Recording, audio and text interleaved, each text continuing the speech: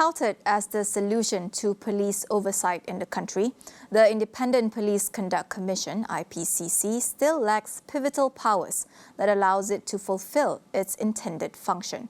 Brian Yap from Amnesty International says this is because of the loopholes in the bill that must be addressed first in order to properly tackle police misconduct. The task force does not have powers conferred to it by the Criminal Procedure Code, for example. It does not have powers to conduct search and seizures.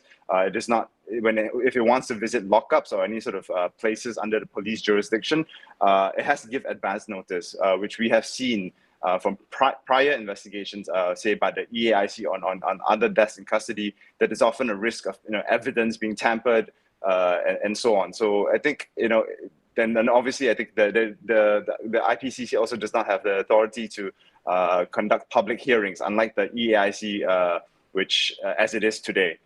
So I think these are some examples of how its lack of investigative powers does not really give much confidence that it will be able to do play its role well, which is supposedly to be an independent police oversight commission. It's neither independent nor does it have the power to really perform any sort of oversight role. And this is not even getting to the point where, to the fact that it does not have disciplinary powers.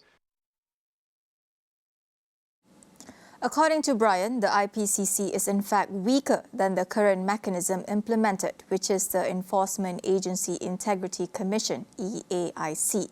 He weighs in on the important matters to pay close attention to following the passing of the IPCC bill at the Dewan Rakyat stage. So the EAIC has jurisdiction over all enforcement agencies, including the police. Although I think in the past they have themselves said that most of the majority of their complaints and cases that they handle do have to deal with the police. So the EAIC at the very least has independence. It does not have police members of the police force on the commission. The EAIC at the very least has some investigative powers. It has the powers to perform search and seizures and so on, and also compel the provision of evidence and for police to provide cooperation with its investigations. And in the past, I think in the case of Bala Murugan, a very significant custodial death several years back, it did do a good job of investigating, and it found the police culpable and responsible ultimately for this person's death. It also recommended criminal charges be made. So at the very least, it doesn't have the authority to enforce disciplinary action, but at the very least, it has independence and the authority to perform these investigations. Under this IPCC that was recently passed, it has none of these powers. Brian suggests for the bill to be sent back for review to ensure proper check and balance before its implementation.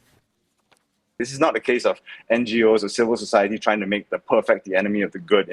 This is actually worse than the system that we have today under the EAIC. So we hope that the Senate will play its role in sort of a check and balance and then review this bill and push it back.